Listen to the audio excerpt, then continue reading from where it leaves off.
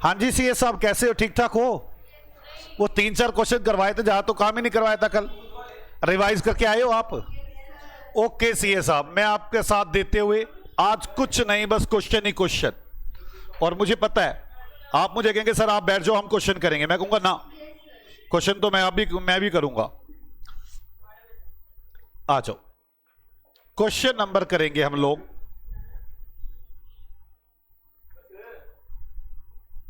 9, illustration 9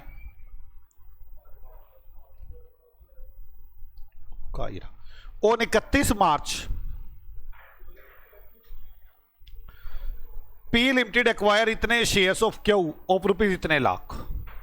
the position of Q on date date was as under. शुक्र है उस दिन की पोजीशन दे रखी है, धन्यवाद जी क्वेश्चन, वरना बड़े पंगे पड़ते हैं। PP current assets equity share pre incorporation profit P and L account trade payable. उस दिन की पी और क्यू की। P and Q limited give the flowing information on 31 मार्च। और 31 मार्च की डिटेल दे रखी है। कितना गंदा क्वेश्चन है। जिस दिन शेयर एक्वायर किए थे 31 मार्च 2021 को, मान लो ये 21 है, उस दिन की बैलेंस शीट गिवन है, अगले साल की बैलेंस शीट गिवन है 31 मार्च 2023 की। चलो उसमें क्या क्या था।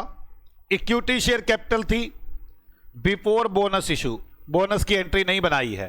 बिफोर बोनस इशू गिवन तो मतलब एंट्री नहीं बनाई है। Security premium profit journal reserve P and L trade payable property plant and equipment investment current assets. Director of Q limited made bonus issue in the ratio of 1 equity share of ₹10 each fully paid up for every 2 equity share held on that date. Bonus shares were issued out of post acquisition profit by using journal reserve. हमने journal reserve को use करना है और वो post acquisition profit में से देना है bonus. Calculate as on 31 March cost of control minority interest consolidated P and L account in each of the following cases. Consolidated P and L, मैं तो चाहता ही नहीं कंसोलिडेटेड पी एंड एल बनाना, ये तो गलत बात हो जाएगी। आप एक काम करें, before issue of bonus share और immediately after issue of bonus shares करते हैं यार, करेंगे क्यों नहीं। आओ मेरे साथ साथ शुरू करते हैं हम लोग। कंसोलिडेटेड बैलेंस शीट पूछिए क्या ना, एक काम करते पहले तो गुडविल और कैपिटल रिजर्व ही निकालते अपना पहला बिफोर इशू बोनस शेयर। अभी बोनस शेयर इशू नहीं किए, उससे पहले और एक बार बोनस इशू करने के बाद, मान लो बोनस वाली लाइन नहीं है तब क्या होगा करते हैं। सबसे पहले परसेंटेज ऑफ होल्डिंग कौन सा, ये -9 बिफोर, पेन भी बदलता हूं, कोई भूत की नजर लगी हुई है पेन पे। Before issue of bonus shares, first part. Percentage of holding, चलो परसेंटेज ऑफ होल्डिंग के लिए हमने कितने शेयर हमारे पास है, 1,05,000 और उसके 15 लाख शेयर्स है। 10 से डिवाइड करोगे तो 1.5 लाख आ गया। 1,05,000 डिवाइड बाय 1.5 लाख इंटू 100 कितने परसेंट आ गया, 70%। कोई डाउट है? अब कैलकुलेशन ऑफ गुडविल और कैपिटल रिजर्व।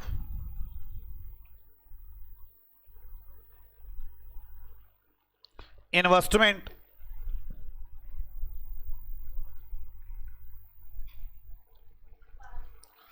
₹12,00,000 की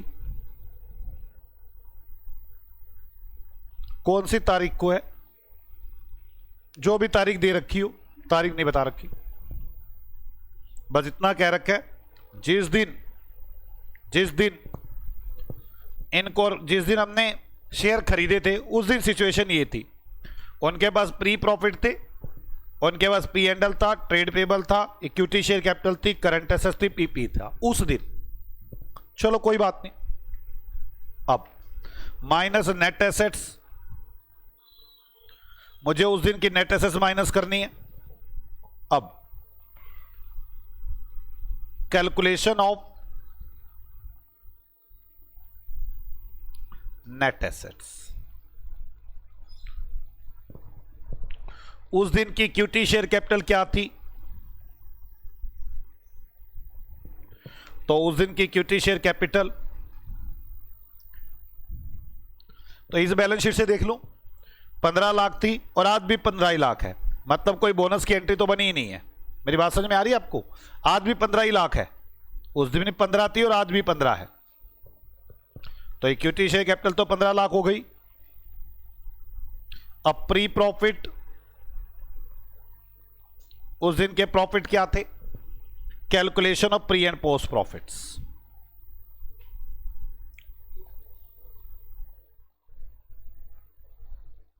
आपको मतलब रिजर्व एंड सरप्लस वाली सारी चीजें लेनी होती है जो भी रिजर्व एंड सरप्लस में है। तो चले टोटल, अब तो पोस्ट को बड़ा बना ले, कुछ ज्यादा ही ना आ जाए। प्री, जिस दिन शेयर एक्वायर किए थे और आज की बैलेंस शीट को अगर मैं देखूं तो पहले आज की बैलेंस शीट में जाता हूं, ये देखता हूं आज की बैलेंस शीट में क्या क्या है। आज की बैलेंस शीट में सिक्योरिटी में इसका तो नहीं है, खैर ये रिजर्व एंड सरप्लस में आता है ना। प्री इनकॉर्पोरेशन प्रॉफिट 30,000 है। Pre incorporation profit, pre profit कितने हैं? 30,000 आज की डेट में।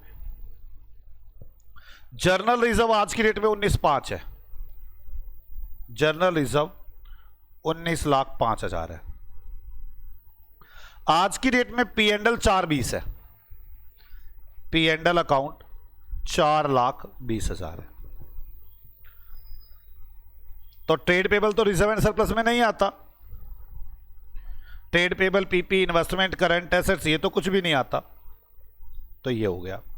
अब बोनस तो मेरे को देखना ही नहीं है ना।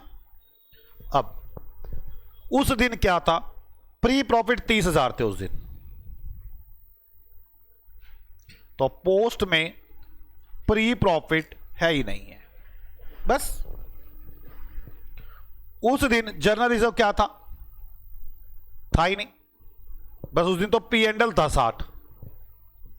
उस दिन पी एंड एल 60 था, तो उसके बाद पी एंड एल 420 माइनस 60, बोलो ना,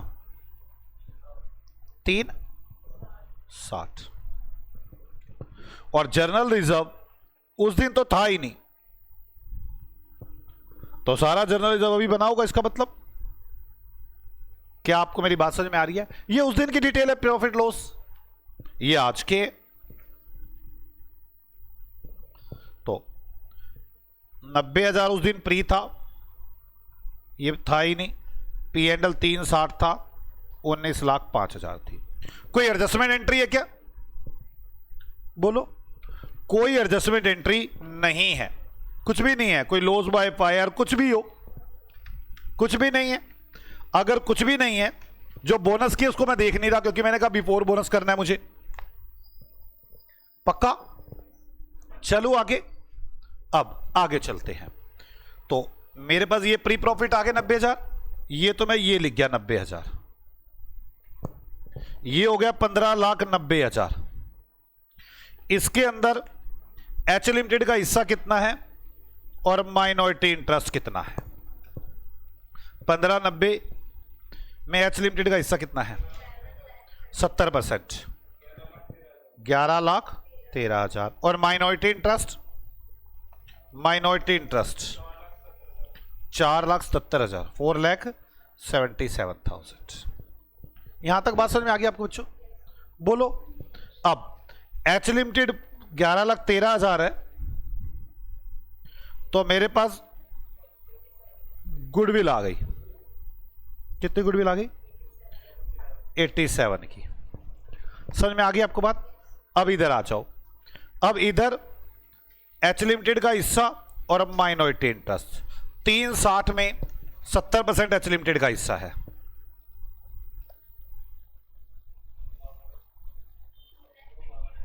2 लाख, और इधर 1,08,000। इधर अब 70%, 13 लाख 13 है, और ये 5,71,500। कैलकुलेशन ऑफ वो माइनॉरिटी इंटरेस्ट भी लिख दूं ना, माइनॉरिटी इंटरेस्ट। एक तो आपके पास इक्विटी शेयर कैपिटल में हो गया, नहीं प्री प्रॉफिट में कह लू सीधा, है ना, नेट एसेट्स में कह लू, एक जर्नल रिजर्व में हो गया, एक पी एंड एल में हो गया। पी एंड एल में 1,8 हो गया, 1,500। कैपिटल में कितना था नेट एसेट्स में? 477। तो मेरे पास पीपी कितना हो गया, ये माइनॉरिटी इंटरेस्ट कितना हो गया?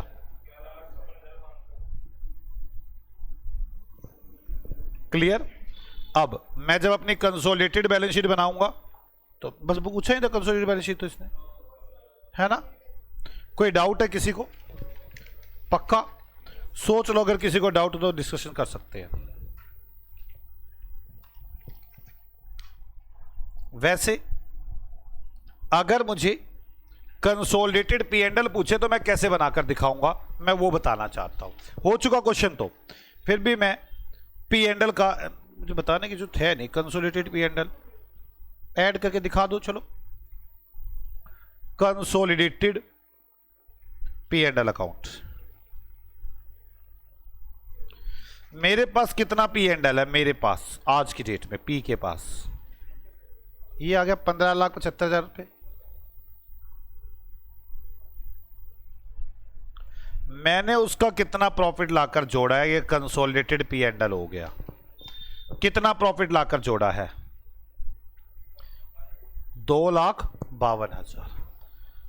आप मेरी बात ये समझ रहे हैं कि जर्नल रिजर्व ने पंगा डाल दिया?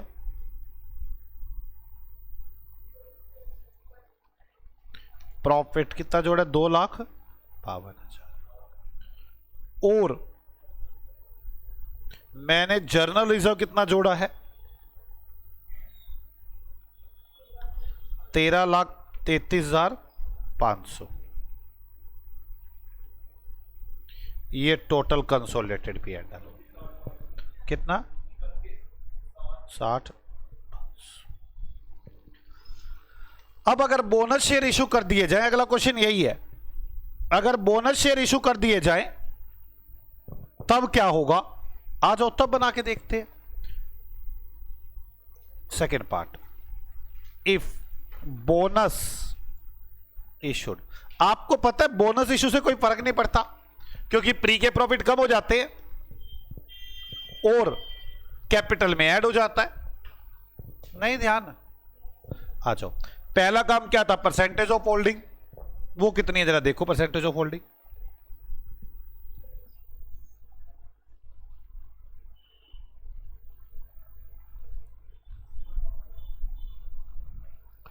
$1,50,000 इक्विटी शेयर है और 1,05,000 हमारे पास है।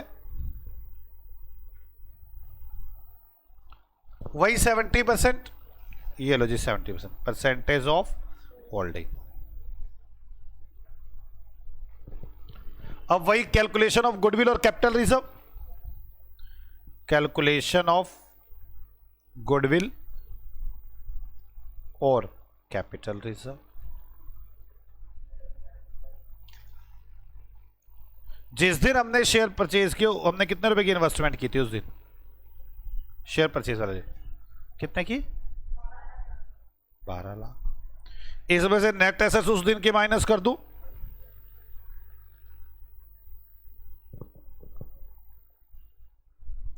अब क्या करूंगा?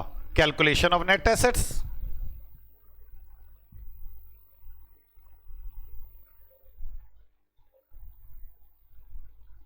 Equity share capital.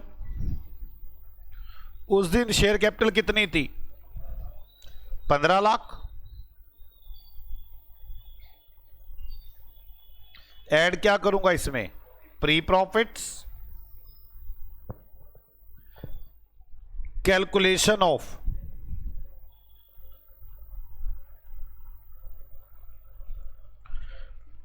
Pre and post profit, total post pre. तो टोटल पोस्ट प्री में देख लेते क्या क्या है। आज की डेट में जर्नल रिजर्व है, आज की डेट में प्री इनकॉर्पोरेशन है और पी एंड एल है। तीनों को लिखूं, P and L, journal reserve और प्री इनकॉर्पोरेशन। जर्नल रिजर्व 19,05,000 है आज की डेट में, पी एंड एल 4,20 और प्री इनकॉर्पोरेशन 30,000। उस दिन प्री इनकॉर्पोरेशन कितना था? 30। तो प्री इनकॉर्पोरेशन तो बचा ही नहीं, बोलो। अब उस दिन पी एंड एल कितना था और जर्नल रिजर्व कितना था? उस दिन पी एंड एल 60 था और जर्नल रिजर्व दे नहीं रखा। पी एंड एल कितना था? 60। तो अब पी एंड एल कितना है? कितना? 3,60,000। उसके बाद जर्नल रिजर्व उस दिन था ही नहीं और आज की डेट में 19,05,000। क्या यहां तक आपको मेरी बात समझ में आ गई? प्री प्रॉफिट यहां तक तो 90 हुए पड़े हैं, यहां तक प्री एक्विजिशन तो है ही नहीं। P and L 360, journal reserve 19,05,000। बोलो बच्चों, अब मुझे बोनस की एडजस्टमेंट करनी है। बोनस की इन्होंने एंट्री नहीं बनाई, तो बोनस कहां से जाने चाहिए? प्री में से, मतलब 90 में से। और कहां पे ऐड होना चाहिए? कैपिटल में। कैपिटल में। क्लियर? पहले तो मैं बता दूं बोनस है कितना, अमाउंट बता दो मुझे। और रुक तो जाओ, अमाउंट कितनी है बोनस की?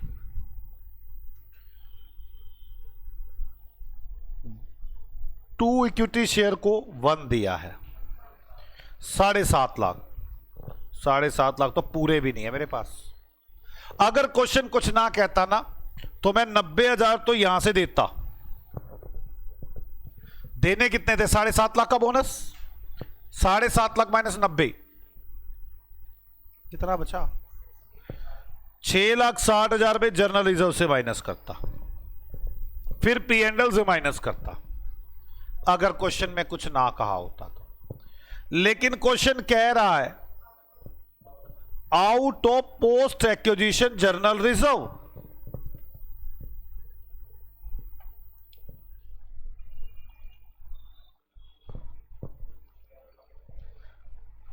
₹7.5 लाख के जर्नल रिजर्व कम हो गए और यहां से कैपिटल बढ़ गई 7.5 लाख रुपए की। Bonus shares. क्या आपको मेरी बात समझ में आ गई? वैसे ये सारा का सारा कहां से माइनस होना चाहिए था? प्री में से। अब मेरे पास प्री के प्रॉफिट तो 90 है, ये 360 है, ये इसमें 7.5 घटा दो 11, ये 90 तो ऊपर चला गया प्री प्रॉफिट। टोटल कितना आ गया ये? दोबारा बोलो। 7.5 लाख का डिविडेंड थोड़ी ना भाई, ये डिविडेंड होता तो वो रेक्टिफिकेशन एंट्री डालता। कितना आ गया ये? 22.5 और 90, 23,40,000 की नेट एसेट्स। इसमें एच लिमिटेड का हिस्सा और माइनॉरिटी इंटरेस्ट 16 लाख और माइनॉरिटी इंटरेस्ट कितना? और इधर से एच लिमिटेड और माइनॉरिटी इंटरेस्ट। जल्दी करो, 70-30 करते चले जाओ।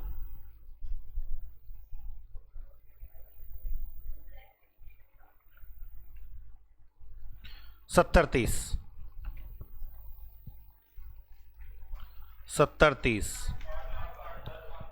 8,05,000 और माइनॉरिटी 3,4,6,5। ठीक है, नेट एसेट्स तो ऊपर ले जाए अब 16,38,000,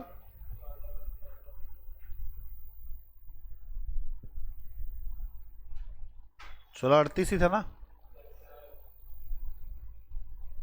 बताओ जी, गुडविल और कैपिटल रिजर्व,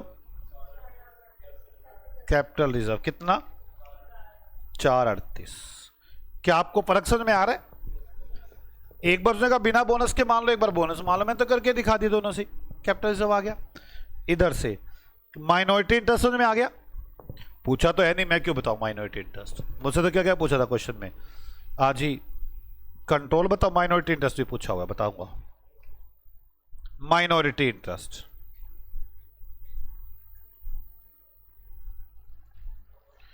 नेट एसेट्स में कितना हिस्सा था उसका 7 लाख। उसके बाद पी एंड एल में, जर्नल रिजर्व में टोटल, और अगर कंसोलिडेटेड पी एंड एल बनाना हो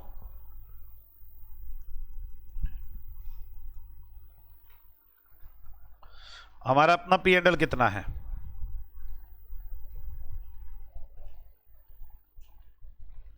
1575।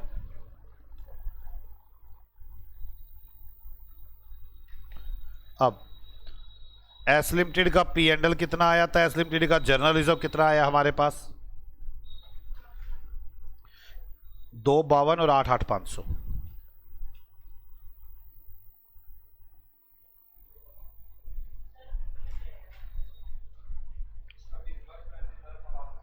$26,00,000। कैसा लग रहा है आपको? अच्छा लग रहा है ना? बोलो ना मैं अच्छा हूं।